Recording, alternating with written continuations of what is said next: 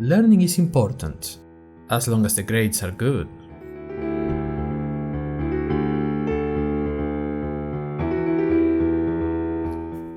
Welcome to the Grimmbros Chronicles, where we explore together the mysteries of college life.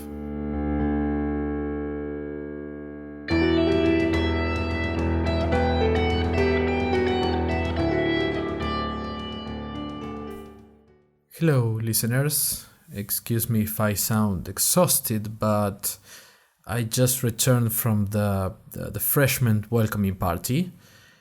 And what a party that was. It was a lot, so let me start from the beginning. The event was held at the Villeneuve building, a massive structure that's both the campus art center as well as the main venue for big events. And it has probably the most over-ostentatious architecture ever. That's not a joke. I couldn't find a single stretch of wall anywhere that was not decorated with sculptures, gargoyles, towers, or just art. The architectural theme was mainly forest creatures sprinkled with some fairy-looking things. You know, lots of wings, lots of feet, lots of teeth, the usual. Inside the building, the party was hosted in the main hall, which was a large space decorated with paintings depicting different animals and, I think, creatures would be the best word. Owls with antlers, wolves with 2 heads, fairies with 3 rows of sharp teeth, witches dancing under the green moon. The acoustics of the place were absolutely amazing.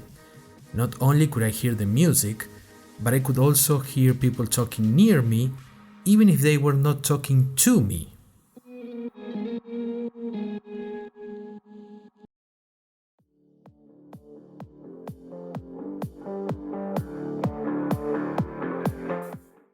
I arrived about 45 minutes late after making sure that there were no good or even okay reasons not to go, and deciding what to wear.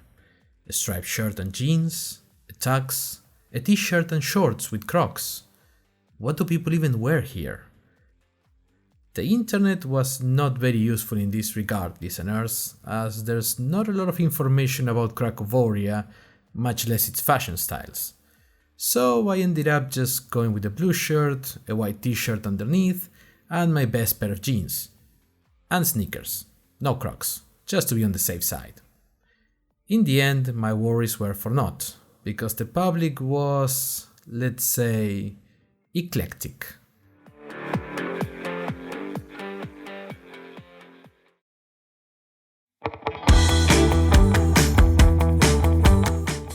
I saw people wearing Victorian dresses, red robes, some military dress uniforms, some guys wearing what can only be described as neo-surfer chic, and other people wearing more conventional attire.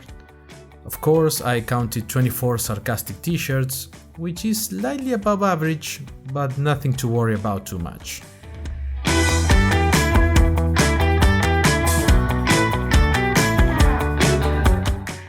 The music was as varied as the people. There was some German and European pop, some folk rap music from back home, samba softcore fusions, there was even some tango metal that I recognized from one of my roommate's CDs, and many other styles that I'd never heard before. But after a while they all kind of blended together, you know how it is. As for the attendees, they all seemed fairly engaged in what I assume are typical party activities. I spotted Fede talking to some guys as he showed them some weird ball. I got closer to try and take a better look while keeping a safe and respectful distance to avoid any unwanted interactions, and all I got was some idea for a new sport and the merchandising rights that could come from it. His public didn't seem to be very into it.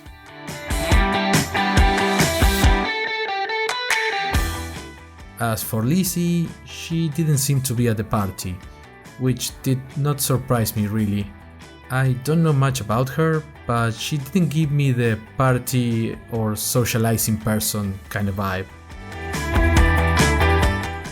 As I kept observing the festivities and camouflaging with the environment, I spotted my RA, Agatha, who was not running away for a change.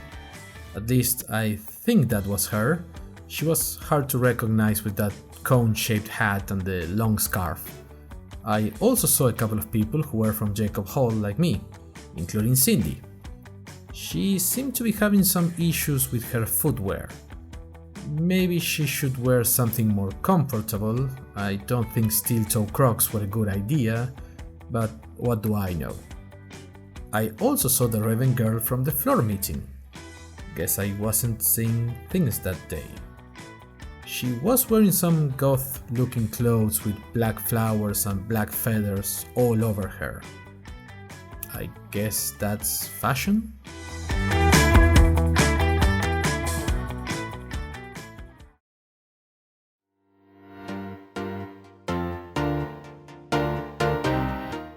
Luckily for me, no one paid me any mind and I was able to observe and take notes for the show. Except for when a group of what I can only assume were frat guys of some kind approached me and asked if I was there to write about their new virtual party central with laser beer pong and nightmare fantasy football for the university's newspaper. I politely told them that no, I was doing this for a podcast and that I had no idea the university even had a newspaper. They didn't know a lot about podcasts, so I tried to educate them about it. But halfway through my explanation of the rise of internet media in the 2000s, they decided to go somewhere and play table sorcerer something. Their loss.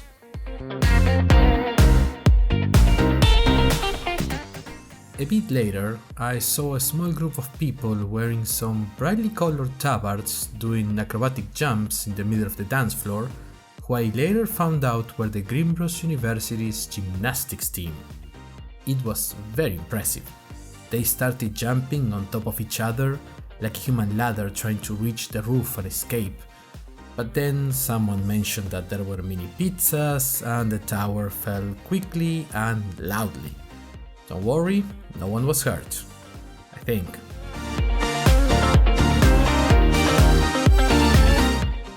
Speaking of food, there was quite a lot. I saw the famed mini pizzas, which were very good, but beside them there were some sandwiches, some salads. I think I saw some breaded meat sandwiches, which were gone in about 10 minutes. There were other dishes in small quantities, like panizza and pierogi, and if my 3 years as a waiter taught me anything, a very delicious looking ceveapi, or skinless sausages, which unfortunately were gone in under 40 seconds. I don't even know how, listeners. One moment I was looking at the plate, I checked my phone, and when I looked back, only the plate was there. No sausages, just stains everywhere. I thought it might have been Miguel, an Italian freshman from my dorm, since he was standing right next to the plate with his stained pants and bare chest, but he seems like a good guy and I didn't have any concrete evidence. A mystery for the ages, I guess. Regarding drinks, it's a college party. A lot of sodas, beers, 3.5 types of water, and a whole bunch of alcoholic beverages that I don't think anyone cared to identify. Pretty standard stuff, really. The night was progressing without anything especially noteworthy until they appeared. But before we get into that, listeners, a word from our new sponsors. Fresh from the ad I posted on an old wooden message board I found on the dorm's lounge. Yes, listeners, we have sponsors now!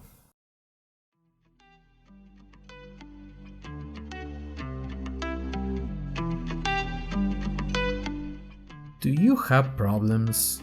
Of course you do. You are in a new university somewhere in Eastern Europe. You don't know anyone, you can't get your bearings. Your life before here is becoming a distant memory. You need help. But who can you ask? Who will you contact? We are the Magenta Brotherhood. We have been here since time immemorial, and it is our sacred duty to guide the minds of Grimmbros University to the light of reason. No hazing, no embarrassing pledges.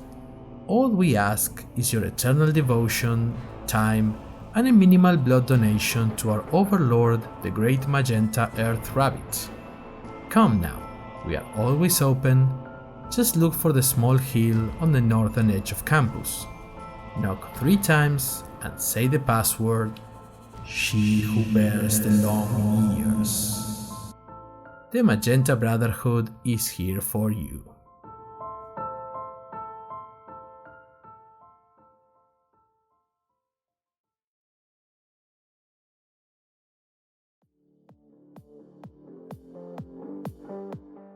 After a couple of hours of regular party hijinks involving a missing boot, 3 wooden horses, and a platinum table soccer goalkeeper, the lights and the music slowly dim, leaving only the stage at the back of the room illuminated. Guessing by the looks of everyone else, I wasn't the only one who didn't notice the stage being there when I first got there. Everyone's attention was captured by it. I know mine was. I tried to move my head, but I couldn't out of curiosity? I'm gonna say curiosity.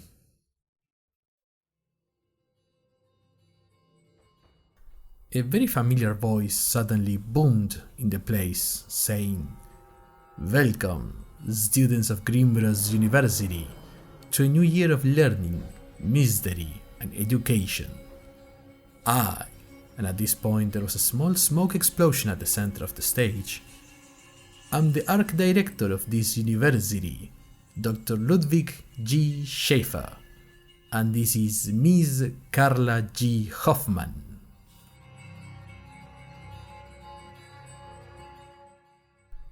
At that point, listeners, my heart kind of stopped. But just for a moment, don't worry. Remember the weird guy from when I finished enrolling? The one who told me to get the green envelope? Turns out, that was the freaking Arch Director of the university, which I guess is like the person in charge of this whole place. I really hope he doesn't remember me. Last thing I need is to attract the attention of the university's authorities again.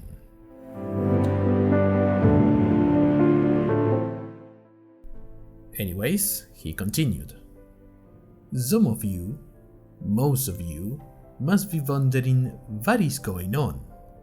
You have been chosen, all of you, to attend one of, if not the most prestigious and selective higher education institution in the world. And here at Grimmbros University, we expect you all to do your best to face this experience as if your life depended on it. I know you have questions, and I know you have what it takes to get answers. So, I will tell you 3 things." And at that point, Miss Hoffman raised her left arm, showing us a bracelet that looked very familiar to me for some reason.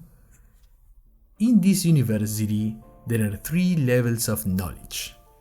You are all level 1. And if you want to get the full Grimmbros experience, if you want to get the real precious benefits of your education, you will reach level 3.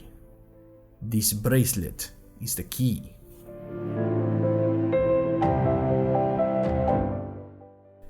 The second thing I will tell you is that here, knowledge is earned, not given. You want to know something, you hunt that something down. And the third thing? And at that point, he and Miss Hoffman looked at each other and grinned in a very wide and, if I'm being honest here, listeners, unsettling way. After that, he did a reverence and left smiling and looking at our confused faces.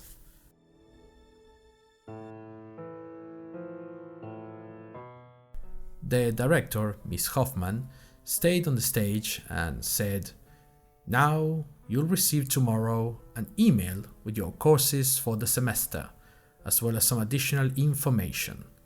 You will notice that the main gate is open now, and you can go to Brokic whenever you desire. Remember, you are students of Grimmbros University, so your behavior in town reflects on us. Also, avoid any bright cats. The course load might seem challenging, but every man can succeed if they have the right weapons. Have fun. That last part sounded almost like an order. After delivering that message, she just left the same way as the art director did.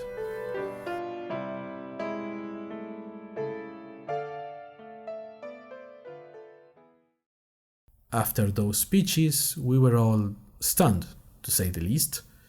Everyone was looking around to see if anyone else had any idea about what was going on, but we were all too busy processing the words. I admit I was too. So I started thinking, since my legs were taking a break from moving apparently, and after what felt like 15 minutes of putting thoughts together to see if they fit, I realized 3 things.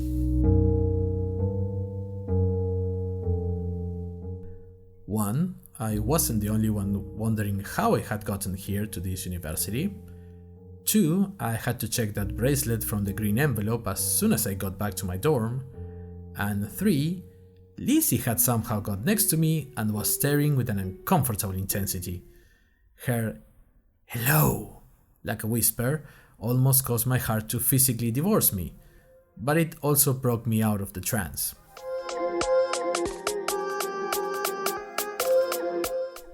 I was about to say something when she grabbed my arm and basically dragged me to our dorm.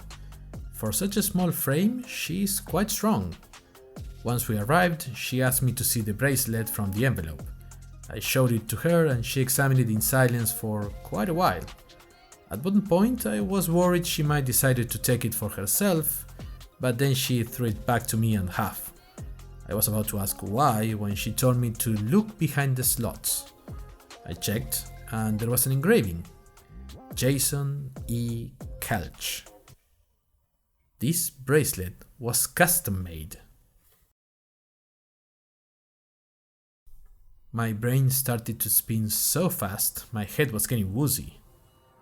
All of this was no accident. All of this had a purpose. All of this is honestly pretty nice. It's so comforting to see a university that cares this much for its students.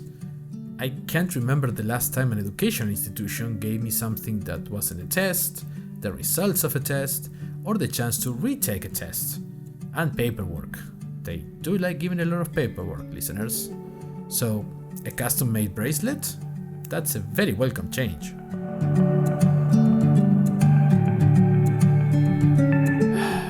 There are many things that I'm still trying to understand about this place, listeners. Especially that thing about the gate and Brokic. Is that a place, a town, a new store, an extra credits course? So many questions. And those speeches were not bad, but I think they overdid it a little bit with the dramatics. That thing about weapons, inspiring, but a bit too aggressive to my taste. What do you think, listeners? Anyways, it's late. I've spent the last 3 hours discussing educational policies and listening to Lizzie talking about the origin of secret societies in academia, and everyone here is sleeping already, and I have to get ready for the first day of classes on Monday. So that will be all for today, listeners. Stay safe, watch out for group assignments, and hand those answers. As long as they are not people, I guess.